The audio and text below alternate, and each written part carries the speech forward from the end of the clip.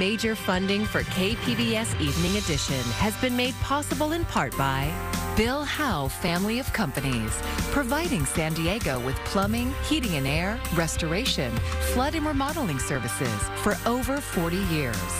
Call 1-800-BILL-HOWE or visit billhowe.com. And by the Conrad Prebys Foundation, Darlene Marco Shiley, and by the following.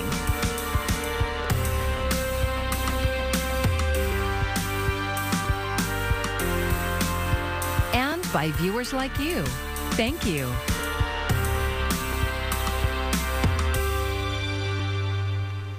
Good evening. It's Friday, April 29th. Thank you for joining us. I'm Maya Trabulsi.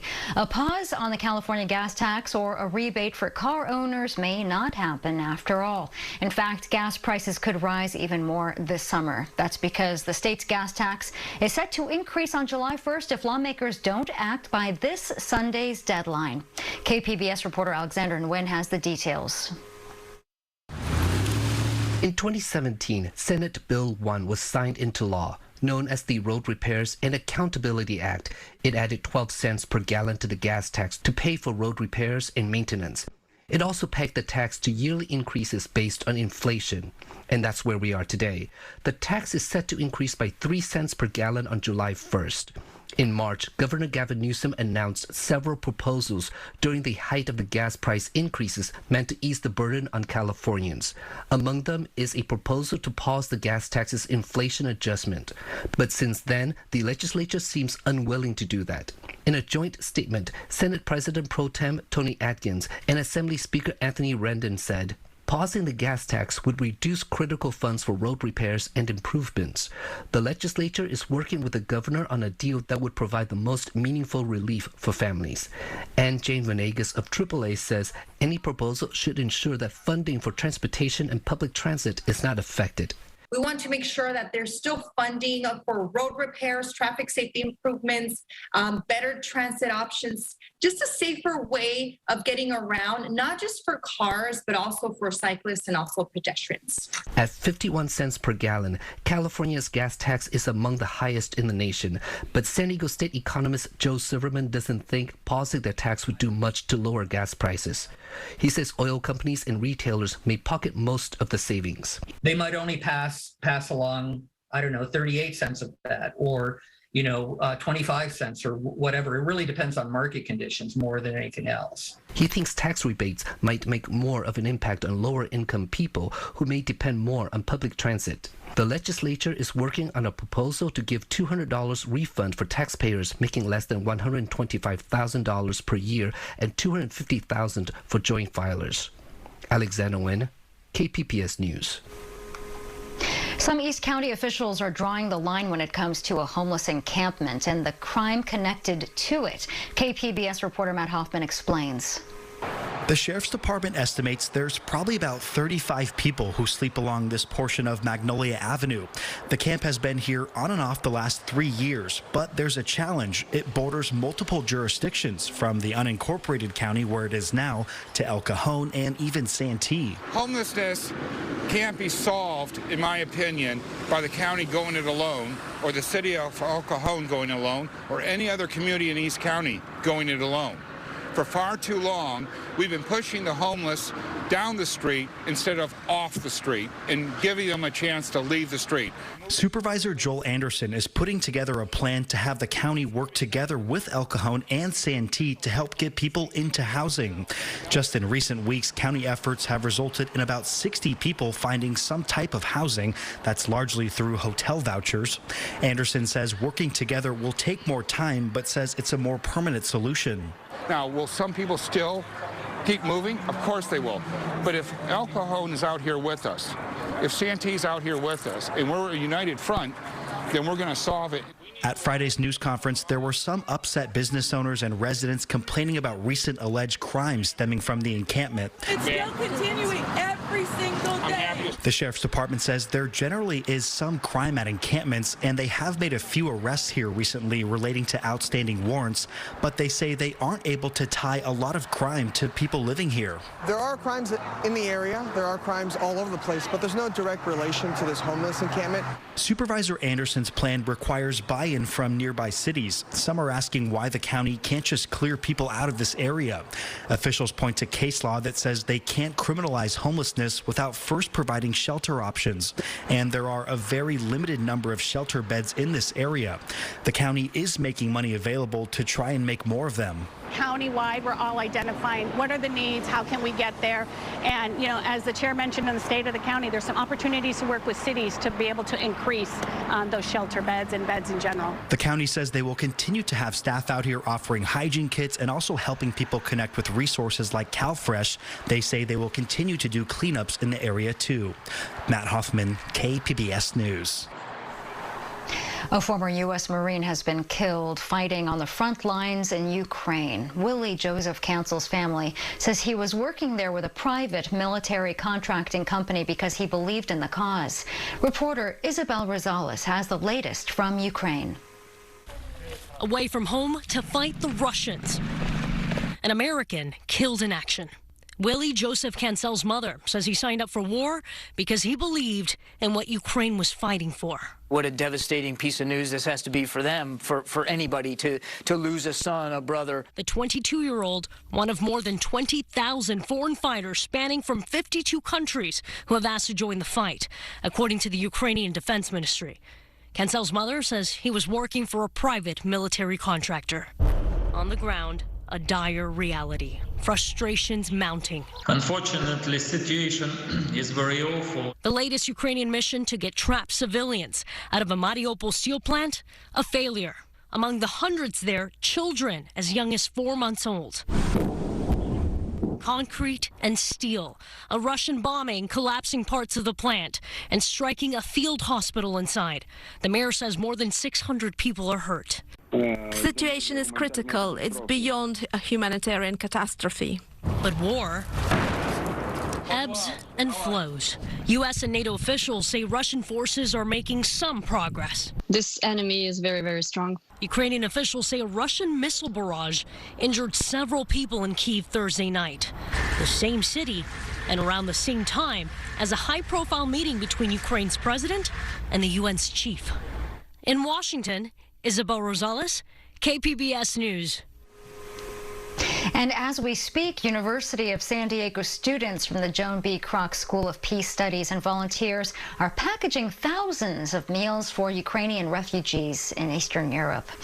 And KPBS reporter Kitty Alvarado is there live as they try to meet their goal of 10,000 meals in less than 2 hours. Kitty? That is a really large goal, and it's Friday night. Where are all the USD students? Well, they're not at a club. They're right here packaging meals for Ukrainian refugees that they're going to ship to the Polish border. Take a look. They're running a really efficient operation here. So I think that their goal of 10,000 meals, well, it's going to be met. Every few minutes you hear a bell ring. That means 1,000 meals have been packaged up. And let me introduce you to someone really special. Austin Hirsch, come on over here. You really thought of this idea. Tell me how this came about. Yeah, so I actually went to USD and graduated in 2019. Right after graduation, I founded the 2050 company with the mission of reducing food waste through making innovative products that incorporate rescued produce. So our first product was the 2050 smoothie. It's a freeze-dried smoothie mix. We spent about 2 years focusing on this mission of zero waste and then launched a Kickstarter last week with the goal of expanding to zero waste and zero hunger by 2050. That's a really awesome goal. And how proud are you of all these students who have just volunteered their time on a Friday night? I'm really proud. I love USD. It's great to be back, see the next generation of students who are just as passionate as my class. I'm also really thankful for our backers. We launched this Kickstarter just last week. Through the Kickstarter, we've had enough people buy our meals to send 5,000 meals to Ukraine, and that's been matched by USD to bump it up to 10,000 meals, all of which we're packing in the next hour. Thank you so much, Austin, and so thankful for all of these students. You know, in the midst of so much tragedy, there's so much good going on. And the UN just released some pretty staggering numbers that nearly 5.4 million Ukrainians have fled their country since Russia invaded 2 months ago. 6 out of 10 of those refugees are in Poland. So these meals will be really well received. And as I said, in the midst of all of this tragedy, there's definitely a lot of good going on and a lot of heroes, just like all of these students here from USD. So that makes me really hopeful for the future. Reporting live from San Diego, Kitty Alvarado, back to you in the studio. What a great effort. Thanks, Kitty. May 1st is International Workers' Day, also known as May Day. San Diego organizations will be gathering at Chicano Park to express solidarity with workers around the world. More than 15 organizations will be participating in a march and rally this Sunday to advocate for the working class. They're demanding an end to all war funding and greater resources toward housing, healthcare, and education. Benjamin Prado, a member of Union del Barrio, says that May Day is an opportunity for workers to reclaim an important part of their history. Our intention is to focus on the working people of San Diego, throughout this state and throughout this country, but also internationally, that recognize that workers around the world are demanding better working conditions and beyond. Prado says that all community members are invited to join the coalition as they march through downtown and Barrio Logan. The event starts at 9 o'clock on Sunday morning. Americans have an estimated $1.6 trillion in student loan debt. The president says he might try to forgive some federal student loans. Amy Kiley reports the problem is, experts say, that could increase inflation. I am considering dealing with some debt reduction. President Joe Biden says he plans to announce his decision on federal student loan relief within the next couple of weeks. Members of his own party are asking him to forgive $50,000 per borrower. That could help them in the midterms. I am not considering $50,000 debt reduction, but I'm in the process of taking a hard look at whether or not there will be additional debt forgiveness. Biden campaigned on forgiving a fifth of that amount, waiving what some students owe for undergraduate studies at public schools, and making community college free. He hasn't been able to do those things yet, but he has forgiven more student loan debt than any other president, and he's allowed borrowers to pause payment without interest during the pandemic. There's been no conclusion of any process internally yet. The catch with loan forgiveness is inflation. Canceling all federal student debt would increase the inflation rate by 0.1 to 0.5% over a year. The current proposals wouldn't go that far. Means testing could further lessen the impact, and Biden says he's open to that. The problem is Americans are already dealing with high prices. You've seen the war interrupting all kinds of things, supply chains, creating inflation. That has a knock-on effect for companies. It makes prices higher. Consumers start to feel that. The Federal Reserve says it plans to raise interest rates to control inflation. That has some economists worried about a recession. I'm Amy Kiley reporting. After the deadliest year in over a decade in drunk and drugged driving-related crashes in San Diego County, several county agencies are joining forces in an effort to stem the crisis. The initiative is called A Vision for Zero DUI Fatalities in San Diego County. District Attorney Summer Steffen says that DUI fatalities went from 15 in 2019 to 38 in 2021. Steffen says this cannot be stopped by prosecution alone and must include prevention.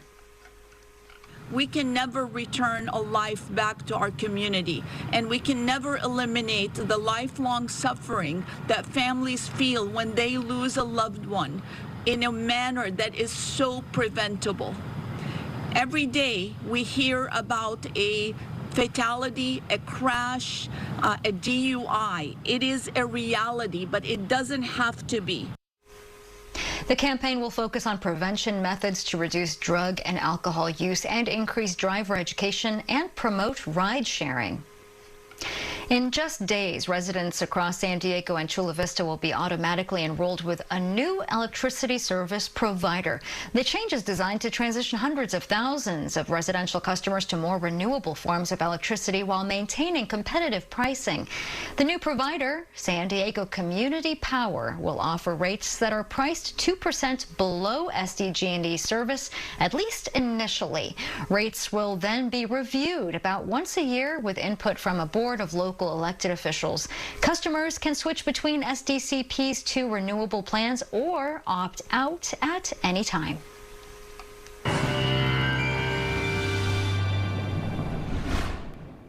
Well, it was nice to have the bump up in temperatures for today. It was a little bit gusty, and we'll continue to see some gusty winds, breezy at times throughout the rest of the afternoon and evening, but winds will decrease for tonight. We do have another warm day in store for us for Saturday, and then as we look to next week, it's going to be cooler for some once again. But take it into tonight, and you'll notice some clear skies across the coastal areas and even into the interior. Borrego Springs dropping down to 64 overnight. Mount Laguna, lower 50s. El Cajon, 50 degrees. Ramona, 45. Escondido, you'll drop to about 48. And right along the coast, temperatures will fluctuate between the low to mid to maybe even upper 50s.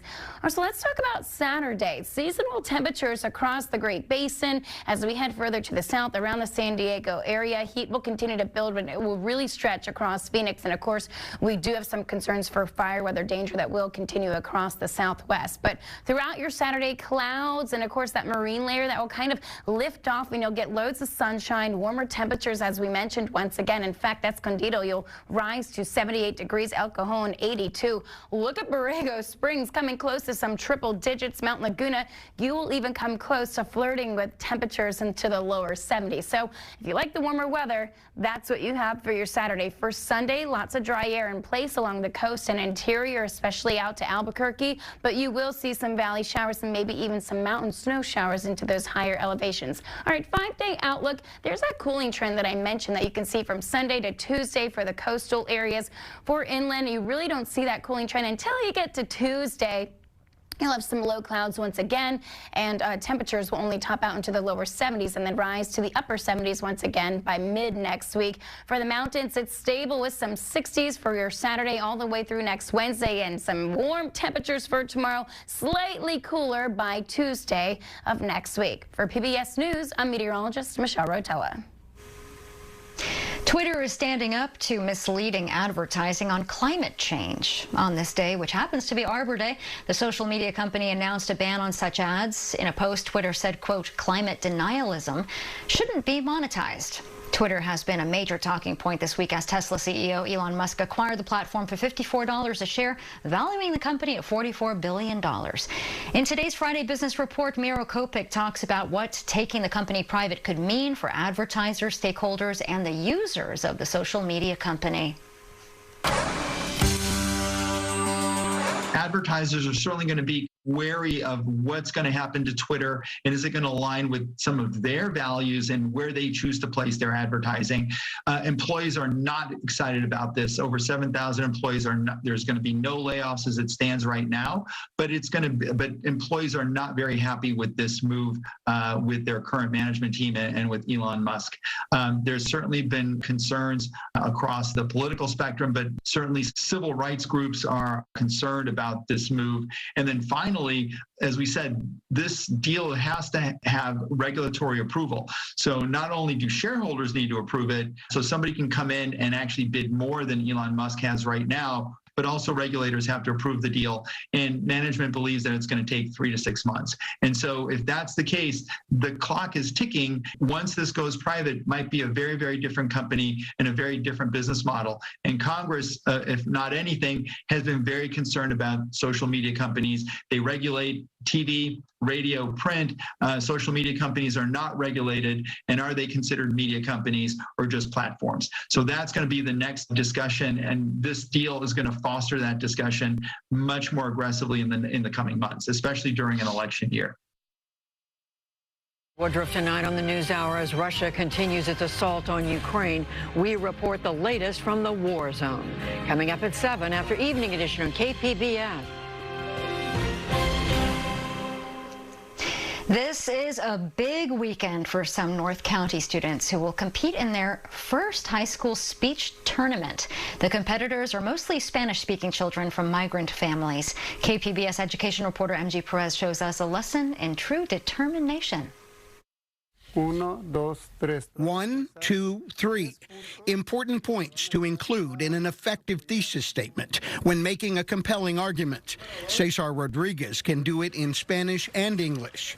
He's a teacher and coach here at Fallbrook High School, preparing Susana Mondragon, Abisag Padilla, and Julio Tovar Romero for Saturday's San Diego County Migrant Speech Tournament. Not all the students are bilingual yet. Pero yo pienso que es algo importante porque le puedes rezar a tu creador. Should people be allowed to pray in public places? That's the practice topic for Susana's extemporaneous speech.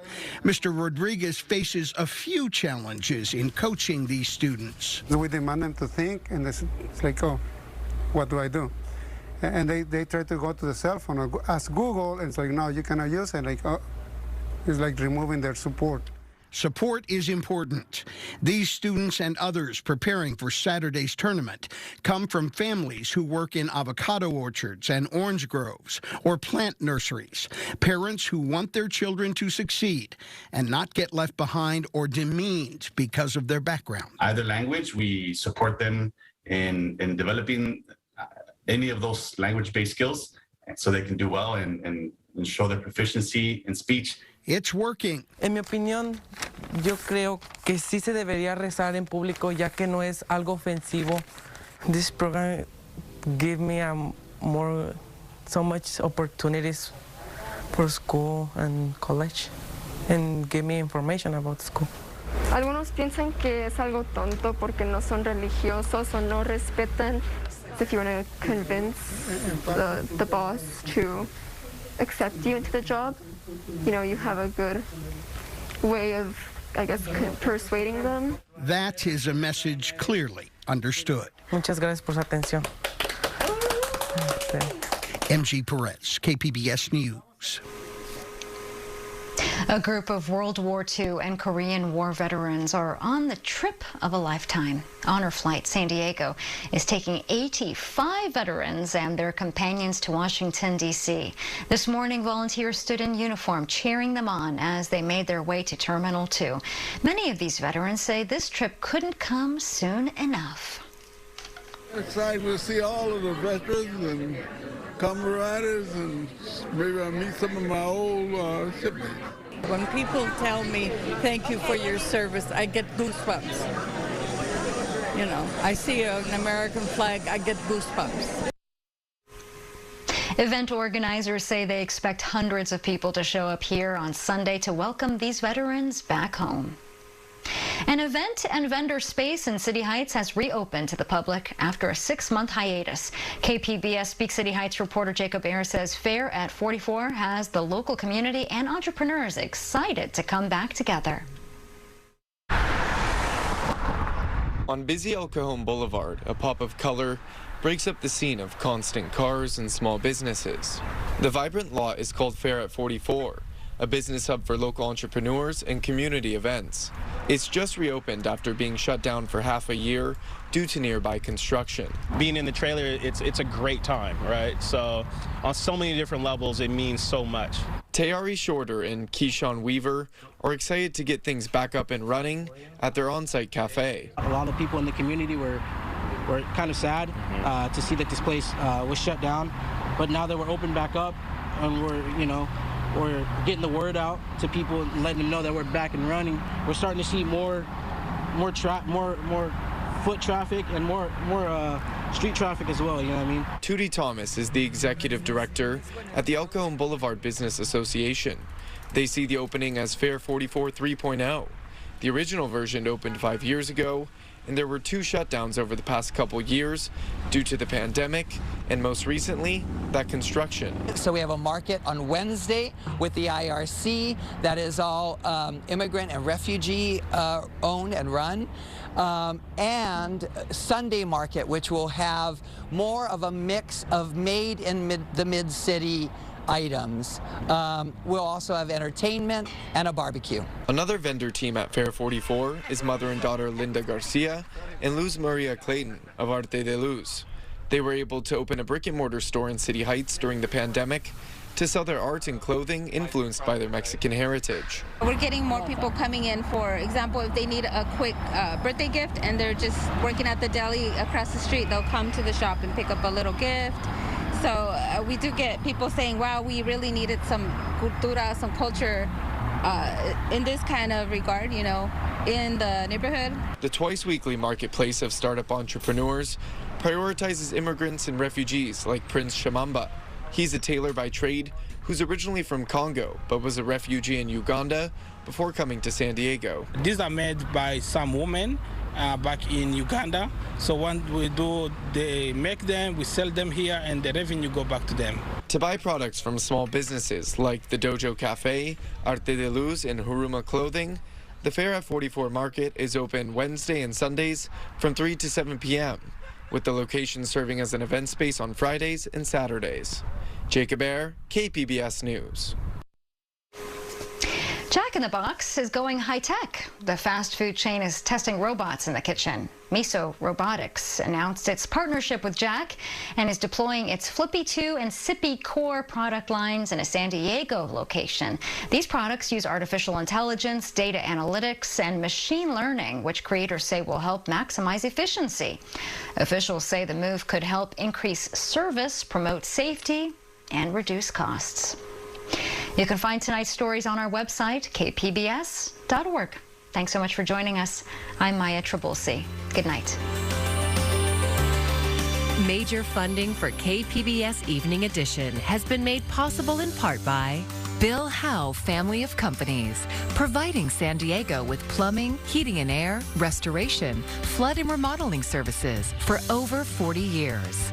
Call 1-800-BILL-HOWE or visit billhowe.com. And by the Conrad Prebys Foundation, Darlene Marco Shiley, and by the following.